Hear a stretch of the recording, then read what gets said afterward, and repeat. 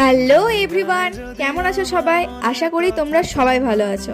এত বৃষ্টির মধ্যে কিন্তু আমার ছাদ বাগানের গাছগুলো বেশ ভালো আছে। আর দেখছো তো, বৃষ্টির মাঝে মাঝে কিন্তু সূর্যি মামা বেশ চোখ রাঙা দিয়ে উঠছে। গাছগুলো দেখতে ভালো লাগলেও ওদের মাটির অবস্থা কিন্তু একদম বেহাল হয়ে রয়েছে।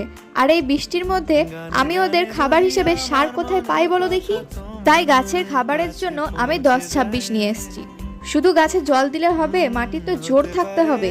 আমি গাছে রাসায়নিক সার সাধারণত দিই না, যতটা পারি জৈব সারের ব্যবহার করি। তবে বছরে একবার বর্ষার সময়টাতে এই রাসায়নিক সারটা আমি দিই। মোটামুটি টবের সাইজ অনুযায়ী 1 থেকে 2 চামচ দিলেই হয়ে যায়। এই সার বেশি দেওয়ার প্রয়োজন পড়ে না। প্রায় সব রকম গাছেই কিন্তু এই সার ব্যবহার করা যায়। দেখতে দেখতে কিন্তু ছাদের সব গাছে এই খাবার দেওয়া হয়ে গেছে। এবার আর একটা জিনিস তোমাদেরকে দেখাই, চলো।